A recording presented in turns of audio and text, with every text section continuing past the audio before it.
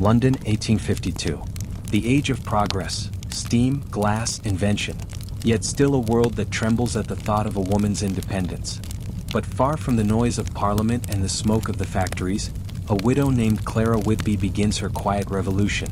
In a small cottage by the sea, she learns to heal not only the sick, but herself, teaching women what no institution dared to teach them, that knowledge is not forbidden and compassion is its own science. Her journey will take her from the lonely cliffs of Whitmore to the glass halls of the Great Exhibition, from whispered doubt to royal recognition. Yet in every moment, beneath the weight of mourning and the hum of change, one truth endures, that strength, like healing, begins in silence. Tonight, as you drift to sleep, travel back to the age of lavender dresses and lamplight. Listen to her story. This is Old Worlds for Sleep, and this is the Lavender Widow. The wind off the Thames carried a cold drizzle as the night train groaned its way east. Inside the dim carriage, Dr. Clara Whitby sat alone, gloved hands folded over a small wooden case. It contained what remained of her former life: a stethoscope, a scalpel, and a letter sealed in her husband's handwriting. Everything else, name, reputation, belonging, had been stripped away. Outside, the lamps of London blurred into streaks of gold, then disappeared altogether. When the train stopped at the coastal station of Whitmore, dawn had barely begun. A faint light touched the slate roofs, the wet cobblestones, the distant gray line of sea. Clara stepped down, her boots splashing in shallow puddles. No one waited for her. She was no longer Mrs. Dr. Whitby of Bloomsbury, merely a widow seeking anonymity among strangers. The porter, curious, asked if she traveled alone. "Quite alone," she answered, her voice calm though her heart trembled. He directed her toward a cab bound for the cliffs. The village road wound past fields smelling of salt and peat, cottages crouched low against the wind, and a church spire that divided the sky like a blade. The driver spoke little. People in such towns often feared those who carried the scent of London. The house she had rented awaited her, a weather-stained cottage with one chimney and 3 narrow windows facing the sea. The previous tenant had been a fisherman's widow. Her ghost seemed to linger in the faded curtains and the lingering scent of soap and brine. Clara unpacked quietly. Instruments on the table, books on the shelf, a single photograph by the lamp. Outside, the sea roared its endless sermon. How small, she thought, one life sounded against that vastness. As she boiled water for tea, a knock startled her. A child stood at the door, barefoot, holding a wounded gull wrapped in cloth. "Miss," he whispered, "can you fix it?" Instinct overruled hesitation. She cleaned the wound, bound it gently, explained that bones, whether bird or human, heal best when left undisturbed. The boy watched wide-eyed. "You a nurse?" he asked. "Something like that," she replied. The bird trembled once, then settled. When he left, promising to return tomorrow, Clara realized it was the first conversation that had not been about her disgrace in nearly a year. Later, standing on the cliff, she watched gulls wheel above the surf. Each carried a piece of her longing: freedom, exile, endurance. Behind her, the village smoked quietly, unaware of the doctor who had come to hide among them. In time they would learn. For now, anonymity was mercy. The wind lifted her veil, revealing a face marked not by vanity but by vigilance. She had been trained to observe symptoms before they became fatal. Now she must diagnose her own soul. What is the cure for loss? For shame? For being a woman who dared to save lives in an age that forbade it? She closed her eyes and let the salt spray sting her skin. "Begin again," she murmured. The words dissolved into the wind, but somewhere deep within, something answered. "And you, listening now, have you ever arrived in a place where no one knew your name, yet the air itself seemed to whisper a second chance? Could you begin again if the world refused to remember who you were?" The tide rolled in, erasing footprints on the sand below. In Whitmore, beginnings were fragile, like bones waiting to knit. Clara turned back toward the cottage, unaware that her arrival would soon become the village's quiet legend, the story of the woman doctor who healed others while mending her own invisible wounds. The cottage stood on the very edge of Whitmore's cliffs, where the land fell away into a restless gray sea. From its doorway, Clara Whitby could see the horizon blur into fog, an endless shifting boundary between earth and oblivion. The walls were rough stone, weathered by salt and years.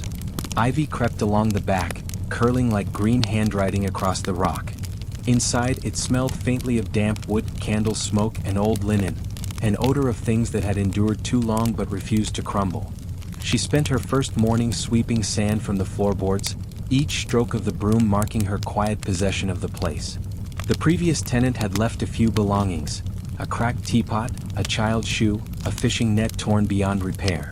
Clara touched them briefly, wondering about the hands that once held them. Was this how lives disappeared? One object at a time, left behind for strangers to decipher? Her medical instruments gleamed dully in the pale light. She arranged them on a table near the window, as though positioning sentinels to guard the future. A small ledger lay open beside them, its first page blank. The act of writing her name, Dr. Clara Whitby, Whitmore Clinic, 1854, felt both daring and fragile. Officially, she was no longer permitted to call herself doctor. Yet here, far from London's committees and critics, perhaps titles mattered less than hands that could heal. Outside, gulls screamed and the wind moaned against the shutters. She listened, half expecting the sea itself to speak. The rhythm of the waves seemed to echo her heartbeat, steady, insistent, unwilling to cease. She thought of her late husband, his face always half lit in memory, the way he had once said, "Medicine is for men who can bear its weight." How strange that death had shifted that weight entirely onto her shoulders. By afternoon, she ventured down the narrow path to the village. The walk was steep and treacherous, stones slick with moss. Below, Whitmore spread like a handful of shells, cottages clustered around the harbor, smoke rising from chimneys, children chasing one another through puddles. People paused to stare as she passed, curiosity mingled with suspicion. A widow traveling alone, renting a cliff house, carrying a doctor's bag. Such things did not go unnoticed in 1850s England. At the bakery, she bought bread and cheese, offering coins that felt almost guilty in her palm. The baker's wife, a plump woman with shrewd eyes, asked where she had come from. "London," Clara said simply. "A long way," the woman replied, weighing her words. "We don't get many from the city. You'll find it quieter here." Quieter, yes, but also lonelier. Back home, she lit a small fire. The flames caught slowly, reluctant as her own pulse. As dusk thickened, the room filled with a golden haze, the kind that makes even sorrow look gentle. She unpacked her books, medical texts, a worn Bible, and a volume of poetry she had once hidden behind anatomy charts. The pages smelled of smoke and old dreams. Later, she took her tea to the doorway. The tide was retreating, leaving pools that mirrored the sky. A fisherman's lantern bobbed far below, tiny against the vast dark. She wondered about the people she had left behind, the colleagues who avoided her name, the patients who once trusted her hands. Did any of them think of her now? The wind shifted, carrying the cry of a child from the village. It faded quickly, yet it stirred something deep within her, a reminder that suffering knew no boundaries of class or gender. She would open her door again tomorrow. Perhaps someone would come needing help. Perhaps no one would. She drew her shawl tighter. Every life must begin again somewhere, she thought, even a broken one. And you, listening, can you picture it? A small house at the edge of England, its single lamp glowing like a heartbeat against the night? If you stood there, could you feel the salt on your lips, the wind pressing against your coat? Could you imagine leaving behind everything you knew just to start again among strangers? The moon rose pale and watchful. The cliffs gleamed silver, and the sea whispered like an old confidant. In that moment, Whitmore felt both desolate and merciful, a place where a woman could disappear and perhaps slowly heal. Clara placed her empty cup on the step, watching her breath mingle with the mist. Tomorrow she would fetch water from the well, introduce herself to the blacksmith, and send a note to the parish clerk announcing her presence. Small acts, simple but deliberate, the scaffolding of a new existence. Inside, the clock struck 9. She moved through the cottage, lighting candles one by one, their glow catching on glass and brass until the room seemed to exhale light. When she finally lay down, the sound of the waves filled the silence between thoughts. The sea would be her lullaby now, steady, ancient, impartial. And as her eyes drifted closed, she imagined herself becoming part of its rhythm, a heartbeat hidden beneath the endless tide. The next morning arrived veiled in fog thick enough to swallow sound. Even the gulls seemed cautious, their cries muffled, distant, as if the world itself still hesitated to begin. Clara wrapped herself in a shawl and stepped outside. The damp air smelled of kelp and smoke, and far below, waves broke against the cliffs like muted applause. She carried a small basket, bandages, tinctures, thread, out of habit more than purpose. There were no patients yet, no one who dared to call on a woman physician. Still, the routine anchored her. In London, her mornings had begun with the clatter of instruments, the orderly bustle of the surgery, her husband's voice booming through the corridor. Here, only the sea kept her company. By mid-morning, she was writing in her ledger, describing the coastal weather in careful script. She meant it as a medical observation. Damp, brine-laden air likely contributes to rheumatism among older inhabitants. A scientific entry, though part of her knew she was only trying to justify her isolation with data. Then came a knock. It was sharp, hesitant, like someone testing whether the door itself could be trusted. When she opened it, a boy of perhaps 10 stood there, thin, freckled, one sleeve torn, his lower lip trembling. Behind him, the fog rolled in from the sea like breath from another world. "Please, miss," he said, "it's my sister." Clara's instincts sharpened. What's happened to her? She fell on the rocks. By the cove. Clara grabbed her case before the thought of refusal could form. The boy led her down the steep path she'd barely dared to walk the day before. Now she ran, skirts heavy with spray, her mind already assembling possibilities. Broken bone, dislocation, head wound. The air tasted of iron and salt. They reached the shore. A girl lay motionless among the tide pools, hair tangled with seaweed, blood seeping from a gash on her leg. Clara knelt without hesitation. "Name?" she asked. "Annie," the boy whispered. Clara pressed the wound with clean cloth. "She'll need stitching." "You can fix her?" "I can try." The boy nodded fiercely, clutching her sleeve as if that promise were the only solid thing in the world. Clara cleaned the wound with iodine, ignoring the sting in her own eyes from the fumes. She worked as she had hundreds of times before, swift, sure, methodical. Yet something felt different. Here there were no white coats, no attendants, no hierarchy of men watching to judge her steadiness. Only the rhythm of breath and the endless sea. When it was done, she wrapped the leg and checked the girl's pulse. Strong. Alive. "She'll need rest," Clara said, "and broth when she wakes. Keep her warm." The boy's gratitude came not in words but in a look so open, so absolute, that it startled her. "You really are a doctor," he said softly, as though naming a miracle. Clara almost corrected him. Officially she was not, but the words caught in her throat. "Something like that," she murmured. They carried the child home, through fog that had begun to lift, revealing the outline of the cliffs. A few villagers watched from their doorways, whispering. She could feel their eyes tracing the bag in her hand, the stains on her skirt. A woman practicing medicine. A widow with a surgeon's touch. The gossip would begin before sundown. Back at her cottage, Clara washed her instruments carefully. The blood swirled into the basin, red dissolving into clear, until the water held no trace of what had been done. She caught sight of her reflection in the window, pale, determined, alive in a way she hadn't felt for months. Outside, the boy reappeared. "She's sleeping," he said. "Mum says you're an angel." Clara smiled faintly.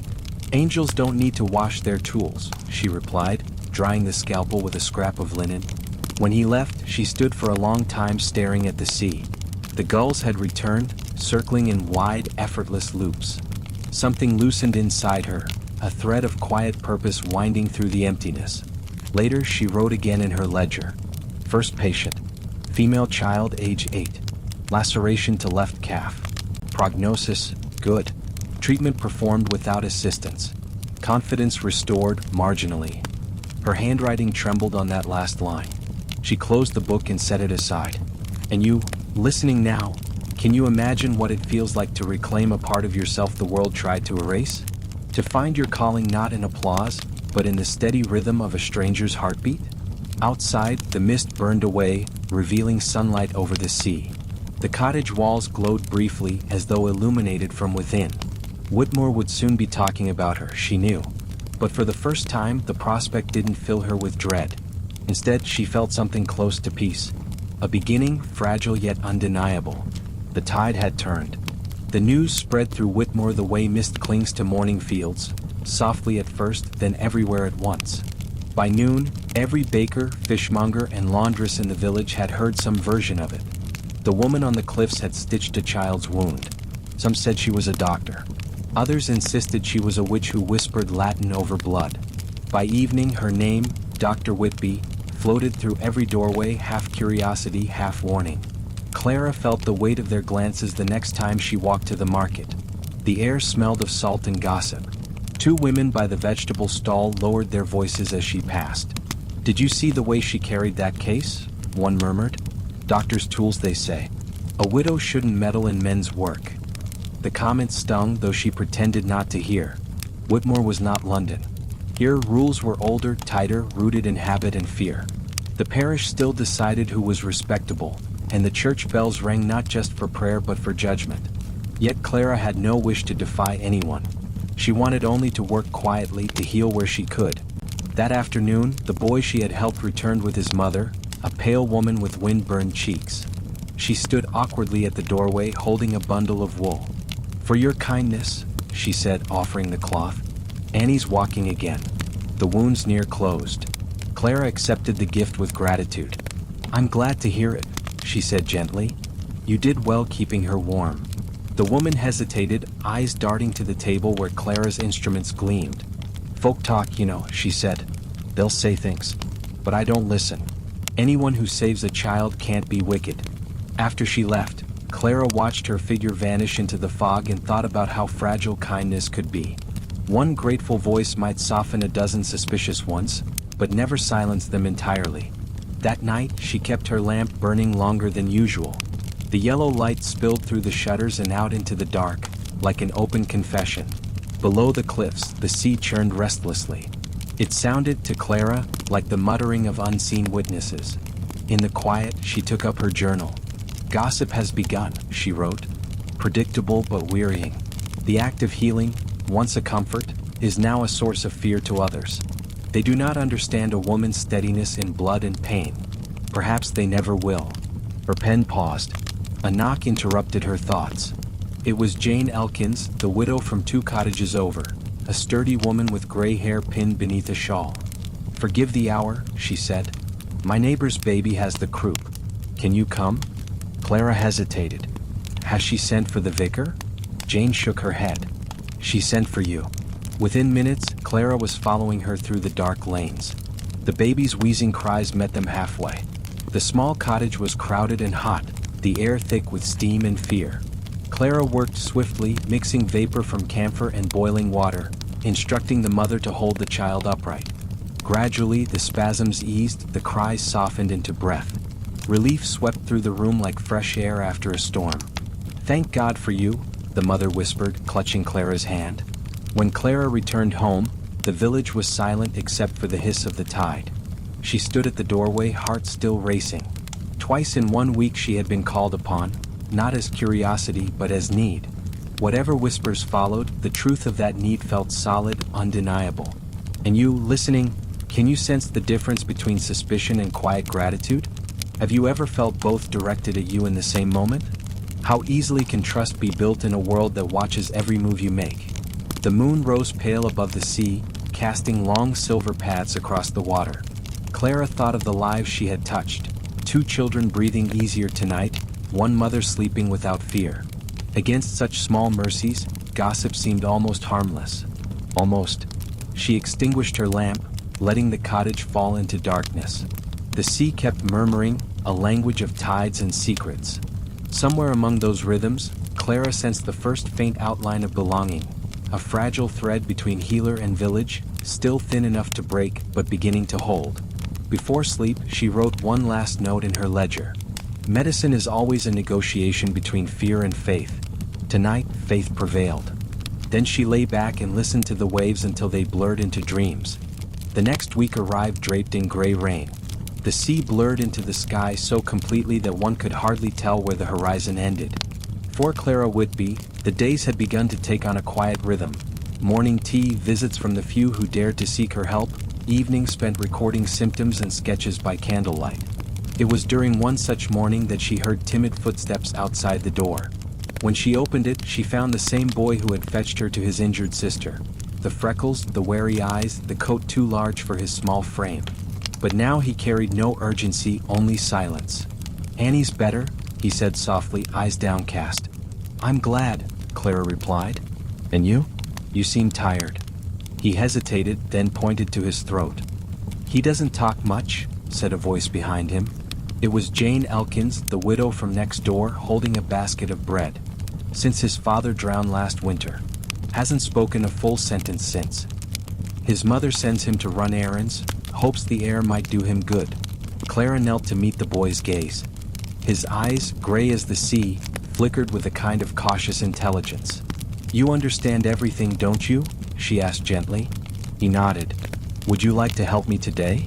The boy hesitated, then nodded again. She handed him a clean cloth and gestured toward the table where her instruments lay drying. "We'll polish these. Every doctor needs an assistant."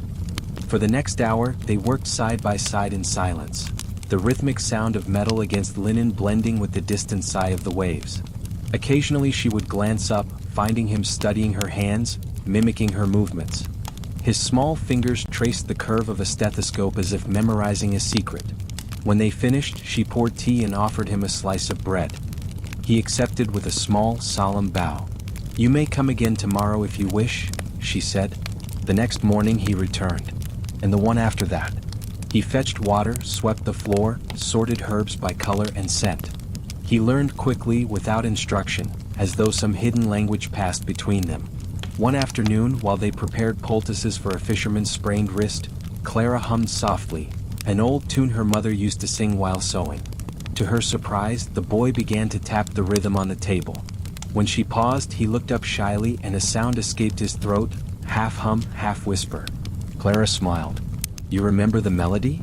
He nodded. "Then you can sing even if only a little." The boy blushed, turning away. But she heard him hum again when he thought she wasn't listening. That evening, Clara recorded the moment in her journal. "The boy, Thomas, I have learned, is capable of sound. Trauma, not illness, silenced him. Progress through music and small tasks. He trusts me. I find this oddly comforting. Healing moves both directions." Later, she walked outside, the sky deepening to violet. Below the cliffs, the tide rolled in, gentle now after days of storm. Lanterns glimmered in the village windows, reflections wavering in puddles like trembling stars. The wind carried the faint laughter of children, and for the first time since coming to Whitmore, Clara felt the ache in her chest ease slightly. Her work was no longer only about tending wounds or fevers, it was about mending the unseen fractures of the human spirit. And you, listening, have you ever met someone who reminded you that healing isn't always loud? That sometimes it begins in silence, in a look, in the smallest sound after a long quiet? As she stood watching the sea, she heard a knock behind her. Thomas had followed her to the doorway, holding out a smooth stone shaped like a heart. "For you," he whispered, his first full words in months. Clara's breath caught. "Thank you," she said softly. When he left, she turned the stone over in her palm. It was warm from his hand, imperfect but beautiful. Proof that silence could be broken, that wounds invisible to the eye could knit themselves closed, one fragile word at a time. Before bed, she placed the stone beside her ledger, next to the line that read "Confidence Restored." The two seemed to belong together. Down below, the waves murmured against the shore, steady, patient, like a lullaby that had waited all along for someone to listen. The morning sun broke through the mist for the first time in weeks, spilling pale gold across the sea. Clara Whitby was in her garden, pruning herbs slick with dew, when Jane Elkins appeared at the gate, holding a folded envelope with a red seal. "From London," Jane said, voice tinged with curiosity. "Came by the coach this morning. The driver said the address near drove him mad. No one in town knew where dear Whitby lived." Clara wiped her hands on her apron, heart tightening at the sight of the familiar handwriting. She hadn't seen it in over a year. Dr. Everett Harland. She carried the letter inside before opening it. The room felt suddenly smaller, the air thick with old ghosts. "My dear Mrs. Whitby, it has come to my attention that you have taken residence on the northern coast and, more surprisingly, are attending to patients. I write not in censure but in concern. Your skill is undeniable, yet you know as well as I that the college would not look kindly upon such independence. Should you ever wish to return to London, I would do what I can to secure a position for you, under proper supervision, of course. Yours in friendship, Dr. Everett Harland." The words were perfectly polite, perfectly suffocating. Under proper supervision. How gently men could build cages with ink. Clara folded the letter with care and placed it on the mantel. For several minutes she simply stood there, listening to the faint hum of the sea outside, trying to decide what she felt: anger, nostalgia, or perhaps something lonelier, the ache of being seen only through the eyes of who she once was. Later that morning she walked to the cliffs. The wind tugged at her shawl, and the waves below beat against the rocks like an unending argument. She remembered the years in London, the gaslight corridors, the smell of disinfectant, the sharp clatter of instruments, the way male voices always filled the room first. Proper supervision, she murmured aloud. Is that what I lacked, or what I escaped? The gulls cried in answer, circling overhead.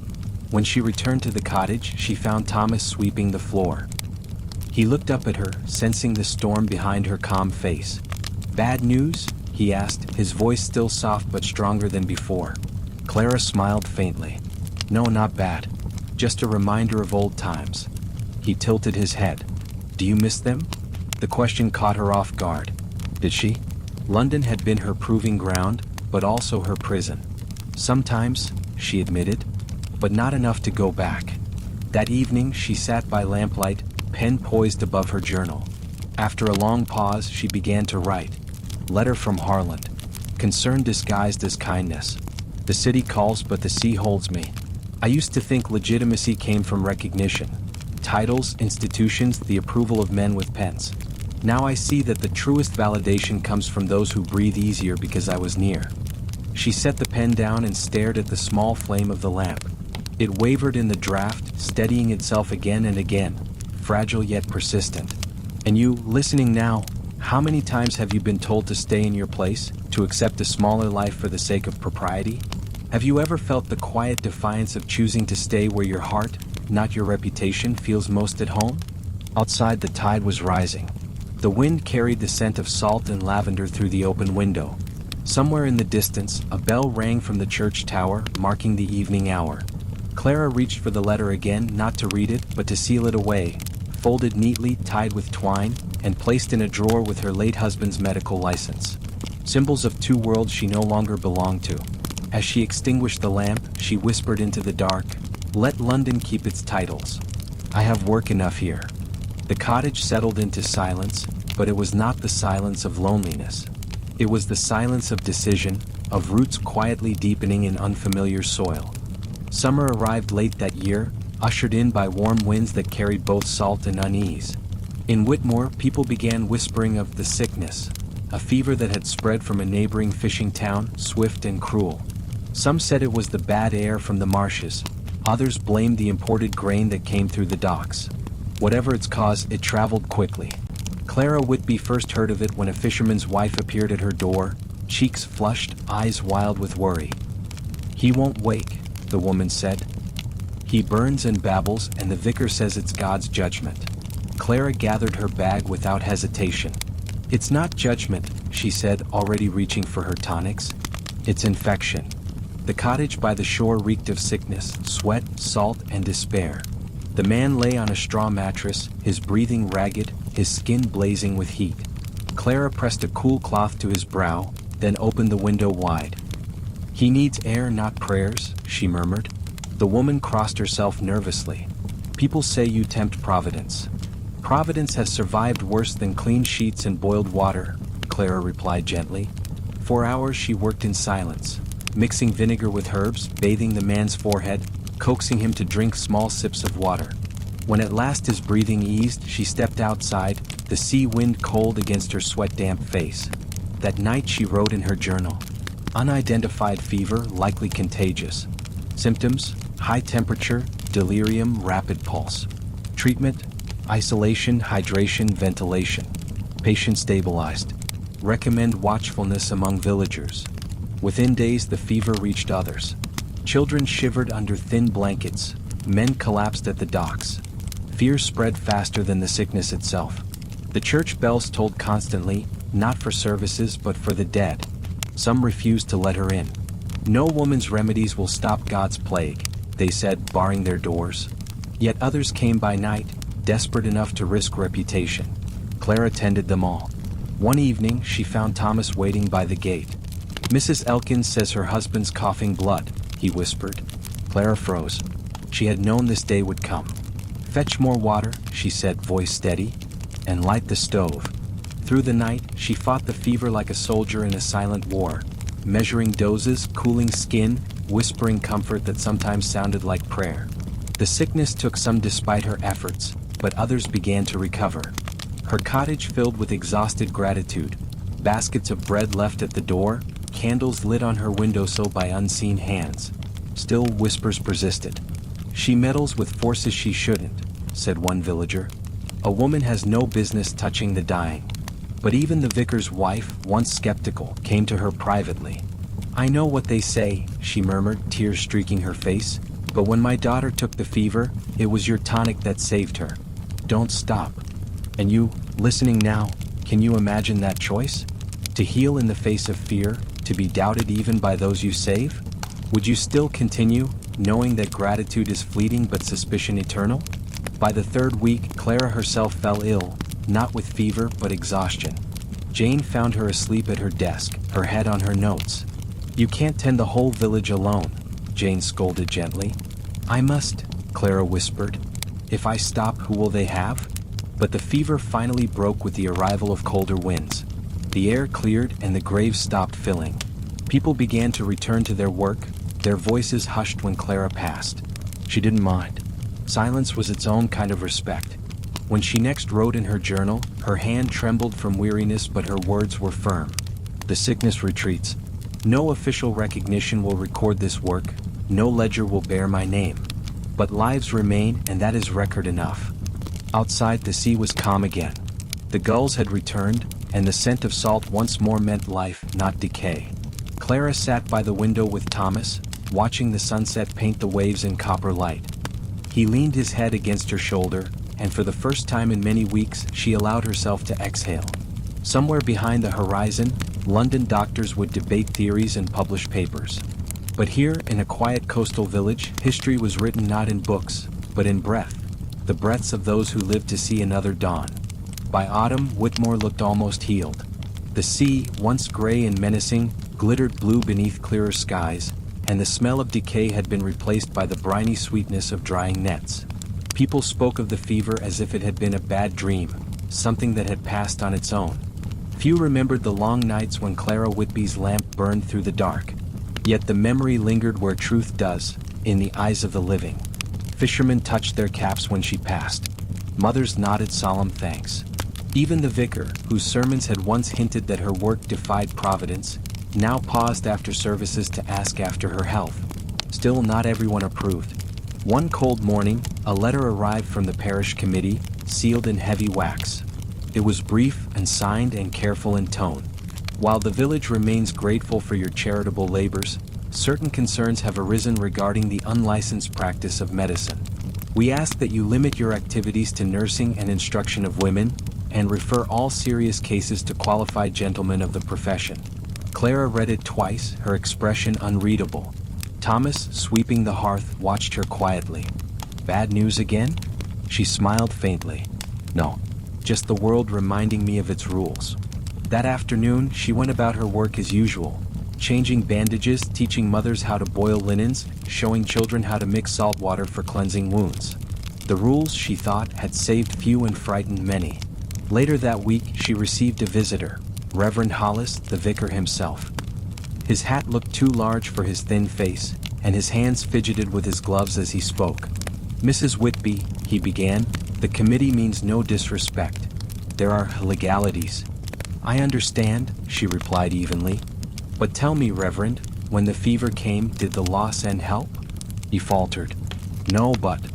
"And when your own daughter burned with that same fever, did the law sit by her bed?" He lowered his gaze. "You have done much good," he admitted. "But people fear what they do not understand." Clara's voice softened. "Then perhaps understanding is what we must teach." When he left, she returned to her desk and opened her journal. The page smelled faintly of iodine and sea salt. Respect from the suffering, suspicion from the safe. Always the same pattern. Yet change begins not with permission, but persistence. That night, Thomas brought her tea. "Will they make you stop?" he asked. Clara looked at the flame flickering between them. "No, child. They can only ask. Healing isn't something one stops. It simply finds quieter ways to continue. Outside, rain began to fall, steady and cleansing. Through the thin walls came the muffled sound of waves, constant and unbothered by human decrees. A few days later, she received another letter, this one bearing the official seal of the Royal College of Physicians. It was from Dr. Harland again. Rumor reaches London of your actions in Whitmore during the recent epidemic. You are spoken of with both admiration and concern. I caution you, Clara, your name is being discussed. Some call you a pioneer. Others, something less flattering. She folded the letter without finishing it. Praise and condemnation had become indistinguishable, two sides of the same coin tossed by those who had never stood beside a dying man in the night. That evening, the villagers gathered outside her cottage with lanterns. One by one, they lit candles in thanks. Fishermen, mothers, even the vicar's wife. The glow spread down the path like a procession of quiet gratitude. Clara opened her door, speechless. Jane Elkin stepped forward, holding a single white rose. For the doctor, she said simply. Clara hesitated, then accepted it. I am not a doctor, she murmured. You are to us, Jane replied. And you, listening now, have you ever been recognized for something the world said you had no right to be? How did it feel, to be both honored and forbidden at once? The candles flickered in the sea wind, their flames bending but not breaking. The villagers lingered for a while, then drifted home, leaving the path glowing faintly in the darkness. Inside, Clara placed the white rose beside Thomas's stone on the windowsill. Two small symbols, one of gratitude, one of trust, each proof that a woman's work could ripple further than any letter or decree. As the waves whispered against the cliffs, she whispered back, "Let them write their rules. I'll write my own record, in breath, in kindness, in survival." And so she did. It was early winter when the stranger arrived, a tall man in a travel-stained coat, his boots crusted with salt from the southern roads. The sea wind tore at his hat as he climbed the path toward Clara Whitby's cottage. Behind him, the horizon glowed with the faintest gold, a cold sun struggling to rise. Thomas spotted him first. "Someone's coming," he whispered, peering through the frosted glass. Clara looked up from her ledger. Visitors were rare in December. When the knock came, it was firm, deliberate, the sound of someone used to being answered. She opened the door, and the years seemed to fold back upon themselves. "Dr. Harland," she said quietly. He removed his hat. "Mrs. Whitby." They stood in silence for a moment, the air thick with unspoken things. He looked older than she remembered, lines etched deep around the eyes, a gray thread at his temple. But his presence carried the same blend of warmth and authority that once filled the London wards. "I came north," he said, "to see what's become of the woman London keeps arguing about." Clara's lips curved faintly. "And what has London decided I am? Half saint, half scandal." She gestured him inside. The small cottage felt suddenly smaller, its shelves crowded with jars, its fire burning low. He took in the scene, the instruments polished by Thomas's hand, the herbs drying in bundles, the quiet order that was her world now. "So it's true," he murmured. "You've built a practice here." "I've built a life," she corrected. He smiled, not unkindly. "The college calls it insubordination. The village calls it survival." For a time they sat by the fire, the sea murmuring beyond the window. Harland spoke of London, of lectures and committees, of new antiseptics and the endless debates about women in medicine. "There are those," he said carefully, "who would license you now. Quietly, of course, if you returned." Clara studied the flames. "And what price would that license carry?" "Conformity," he admitted. "But recognition too. You'd no longer be an outlaw among your peers." She laughed softly. "Outlaws don't keep patient ledgers, Everett. They keep faith." He regarded her with something close to admiration. "You've changed." "So have you," she replied. "Once you believed compassion was as important as precision." He flinched, then smiled ruefully. "Perhaps I still do. But compassion doesn't pay the college fees." Their laughter faded into silence. Outside, the tide was climbing, slow and relentless. Later, as Thomas brought tea, Harland glanced at the boy with curiosity. "Your apprentice?" "My conscience," Clara said. "He keeps me from becoming too certain." When Harland rose to leave, night had fallen, and the path glittered with frost. He hesitated at the doorway. "They'll write about you someday, you know." whether you return or not. Then let them write truth, she said. He nodded, then added softly, you could have been the first woman on the register, Clara. I still might be, she answered, just not the way they expect. And you, listening now, have you ever turned down a door everyone said you should walk through? Have you felt the strange peace of choosing freedom over approval? The next morning she found a note slipped under her door. You were right. Compassion endures. Clara smiled and tucked it into her journal between the pages marked fever season. The ink blurred slightly where a drop of sea mist fell, as if the words themselves belonged to the coast now. Outside, the gulls wheeled over the cliffs, calling into the cold air. Somewhere to the south, London continued its debates, its laws, its endless noise. But here, the only voices were wind and water, and the quiet certainty of a woman who had learned that recognition need not come from men or metals. She turned back to her fire, the light catching on her instruments. The sea hummed like memory. Winter deepened like a slow breath held too long. The sea that had glittered blue in summer now turned black as iron, restless and heavy. In Whitmore, people said you could taste the storm before it came. Salt sharp on the wind, doors rattling in their hinges, dogs whining though the sky was still clear. On the third night of December, the warning came. Fishermen ran through the village shouting, a gale's coming in from the north. God help any ship still out. Clara stood at her window, watching the horizon vanish behind sheets of gray. The air was electric, alive with sound, the crash of waves, the groan of trees, the hiss of wind through the eaves. Thomas, pale but steady, appeared at her side. Do you think the boats will make it in? She shook her head. Not all. By midnight, the storm broke in full. Rain lashed the glass so hard it felt like the sky itself was tearing open. Down in the cove, bells rang, 3 short, 1 long, the signal for a wreck. Clara didn't hesitate. She snatched her bag and cloak, shouting to Jane to keep the lamps lit. If anyone's pulled from the water, we'll need light. The path to the beach was a river of mud.